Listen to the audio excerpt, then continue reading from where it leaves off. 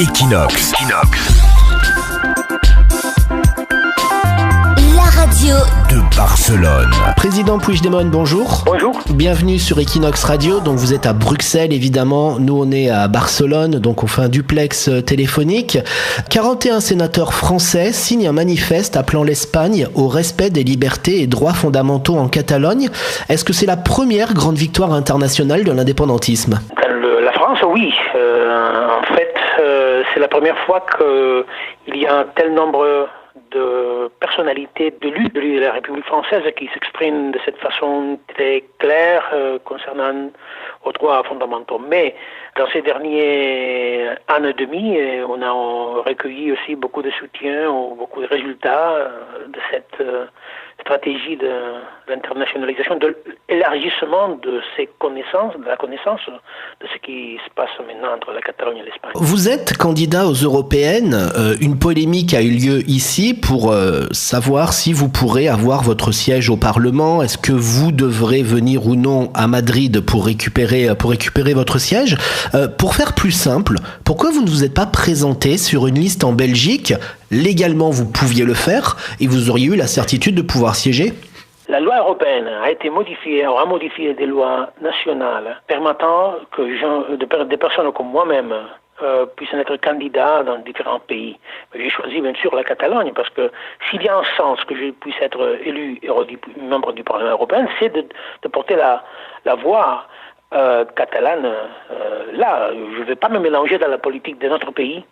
Je peux pas le faire et je crois que je ne serai pas utile à ce que j'essaye de promouvoir. Les Français de Barcelone auront le droit de vote à ces élections européennes.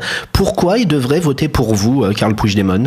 Parce on partage le même préoccupation pour l'Europe, je crois, et je vois chez les Français n'importe où sont-ils la même préoccupation pour l'avenir de cette Europe qui est menacée d'un côté pour les extrémistes xénophobes et pour certains populismes d'État, que c'est le moment de renforcer la voix des peuples, de la diversité de l'Europe, dont la Catalogne maintenant c'est une référence. Et parce que le parcours qu'on veut par la Catalogne, c'est le parcours qu'on veut par le reste des pays de l'Europe. Et que maintenant, aujourd'hui, la Catalogne, puisqu'elle est à l'avant-garde de cette révolution démocratique, ça peut aider beaucoup des autres sociétés qui se sentent concernées pour le même défi. Même si notre but, c'est la Catalogne, c'est aussi le but, c'est l'Europe. Donc ça nous concerne tous, y compris, bien entendu, les Français qui résident en Catalogne. Certains commentateurs disent que vous espérez qu'il y a à la tête de l'Espagne, après le 28 avril, une coalition entre la droite et l'extrême droite pour que des mesures radicales soient prises par le gouvernement espagnol, comme par exemple supprimer définitivement l'autonomie politique de la Catalogne, pour ensuite que vous puissiez récupérer un soutien international. Est-ce que c'est vrai ça ? C'est un délire, cette interprétation est absolument délirante. C'est justement le contraire ce qu'on essaye. Ce qu'on essaye, c'est de finalement trouver à l'autre côté de la table quelqu'un qui puisse dialoguer, qui puisse faire de la politique. On a trouvé déjà ce genre de gouvernement avec M. Rajoy. Moi, j'ai eu en face un gouvernement très radical, très très très fermé à l'idée de dialogue, qui n'a pas du tout accepté même d'en parler. Et donc on a connu déjà ça, et ça c'est le mauvais pour la Catalogne. Et c'est le mauvais pour l'Espagne et aussi pour l'Europe. Donc moi ce que je veux, je peux dire que c'est la volonté de la majorité des Catalans, c'est qu'il y ait une vraie démocratie. Et une coalition d'extrémistes de droite nationaliste espagnole, c'est le plus éloigné de la démocratie, donc ça va éloigner les solutions politiques. C'est le temps qu'en Espagne, il puisse y avoir un changement politique, un vrai changement politique. Mais finalement, on connaît que peut représenter la menace d'un gouvernement d'extrême droite et de droite. On connaît quelles sont les conséquences et donc ce qu'on va essayer de faire en Catalogne, c'est d'avoir un grand résultat qui puisse empêcher une telle coalition. Parce que la façon d'empêcher une telle coalition, c'est d'avoir un grand résultat en Catalogne. Sans la Catalogne, ils ne pourront pas gouverner. Est-ce que vous avez envie de dialoguer avec Pedro Sanchez ? Depuis toujours. Moi, j'avais envie de dialoguer avec M. Rajoy. Imaginez-vous donc si je n'ai pas envie de dialoguer avec M. Sanchez. Depuis toujours. Quand je rencontrais M. Sanchez lorsque j'étais à Barcelone, 3 fois, le même cas avec M. Rajoy, je lui proposais toujours de démarrer une table de dialogue, une plateforme pour commencer à parler de comment on peut résoudre politiquement la demande de la Catalogne d'exercer son droit à l'autodétermination. Il s'agit d'une question absolument politique et on doit faire de la politique. Et on s'est assis à la table, mais toujours on reste le seul assis à la table. Quand les principaux membres de votre gouvernement qui sont jugés à Madrid en ce moment disent que la déclaration d'indépendance du 27 octobre 2017 était symbolique, est-ce qu'il faut repenser complètement le processus indépendantiste ? Tout d'abord, ce que je veux dire, et je profite pour le dire, mon soutien absolu à mes collègues et mes amis qui font face à un procès absolument injuste et absolument sans aucune base. Donc, ils doivent me faire tout, absolument tout, pour sortir de cette injustice, de cette situation. Et deuxièmement, en politique, les décisions sont prises dans les institutions.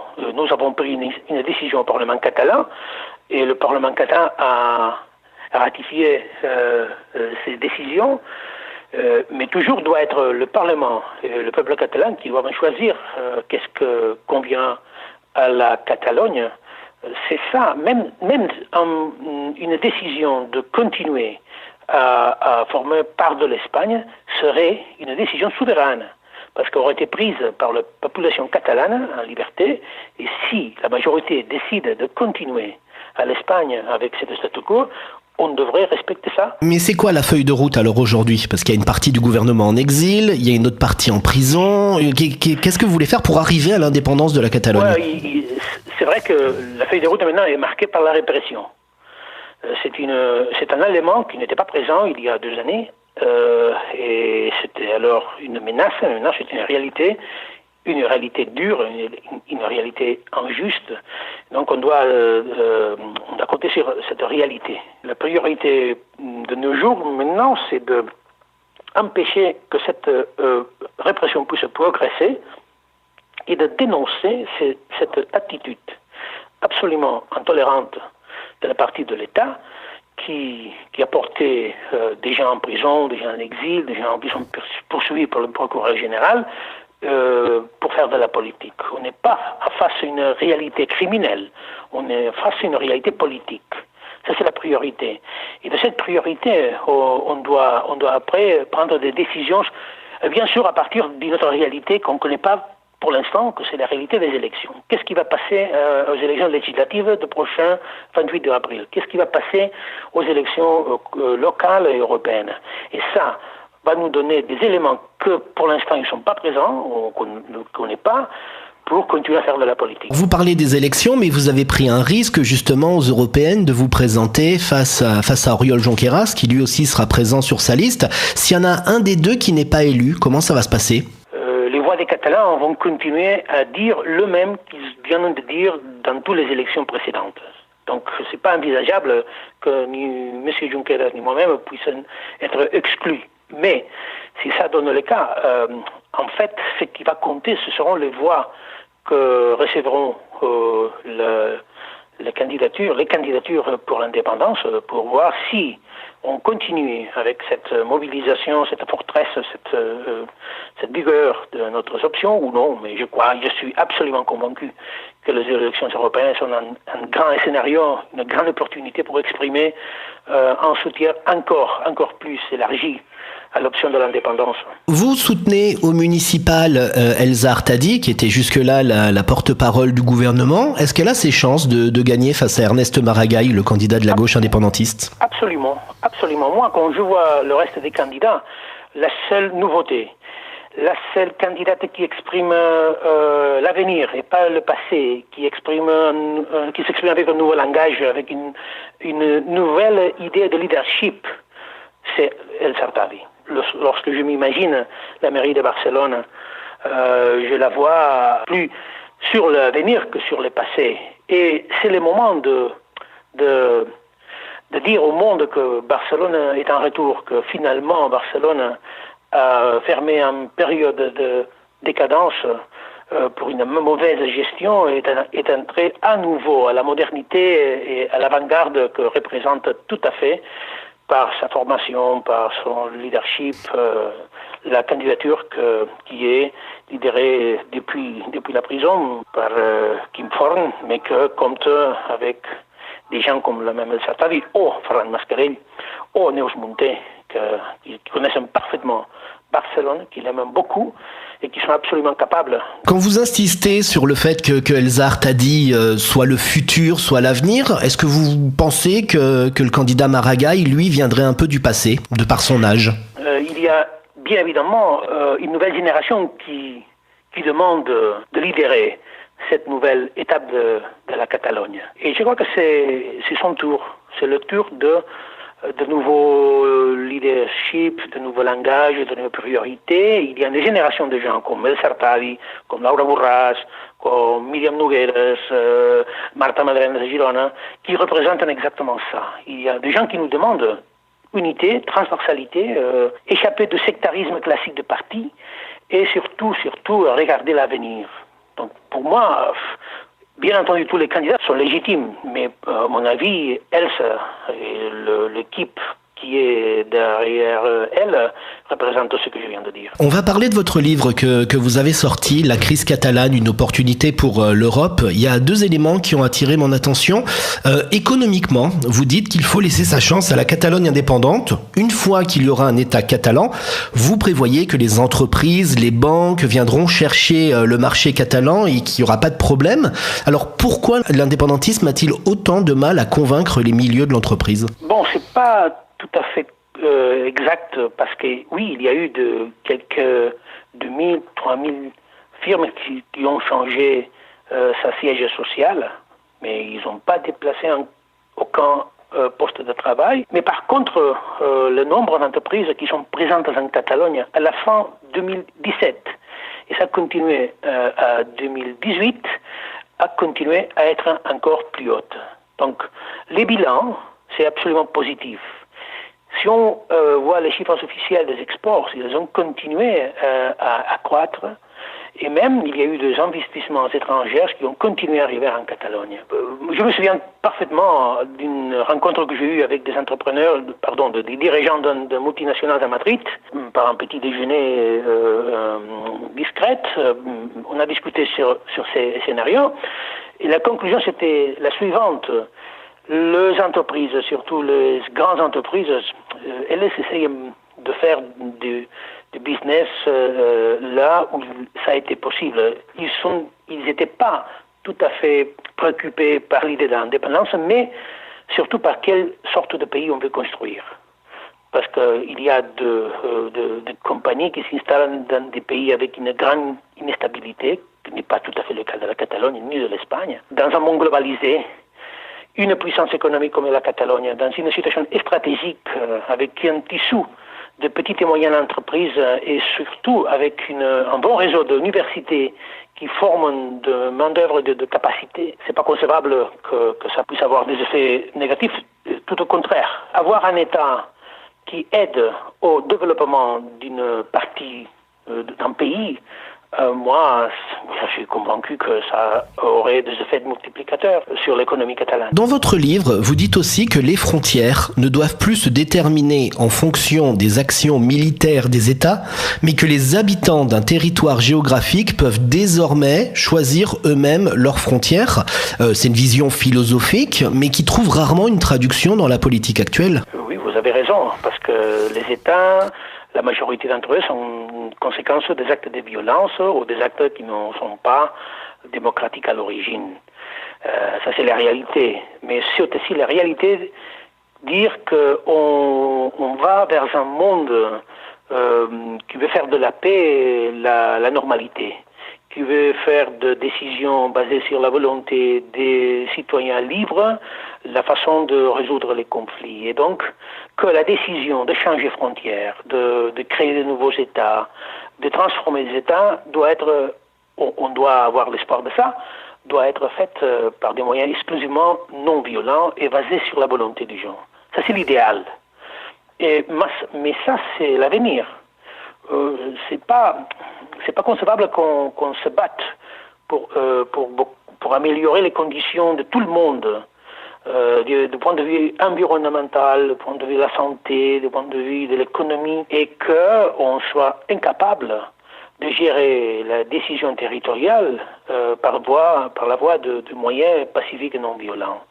Il faut désacraliser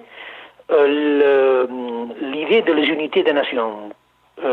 C'est pas rien de sacré, c'est une chose faite pour les hommes et donc peut être modifiée sans dramatiser pour les hommes même. L'ancien président Artur Mas arrive au terme de sa période d'inéligibilité. Dans quelques mois, il pourrait redevenir président de la Catalogne. Est-ce que c'est quelque chose que vous souhaitez, quelque chose que vous soutiendriez? Artur Mas a été et sera toujours un actif, un capital très important pour la Catalogne. Et il pourra faire ce qu'il considère utile à la Catalogne. Il l'a montré déjà. Il a été capable de faire des choses que peut-être des autres n'auront été capables de faire. C'est un homme qui est très, très aimé en Catalogne. Et moi-même, j'ai eu de très bons rapports avec lui, donc c'est un actif pour la Catalogne entière. C'est pas uniquement pour une partie politique, mais je crois que dans l'histoire de la Catalogne, Artur Mas a gagné sa place. Prison, exil, est-ce que ça valait la peine tout ça finalement, Carl Puigdemont? Oui, lorsqu'on regarde le sacrifice que l'acquisition de droits ont représenté, on voit que oui, il valent la peine de se sacrifier et de faire face à ce genre de menaces pour essayer d'améliorer la vie de nos concitoyens, de nos fils, de nos petits-fils, de notre pays.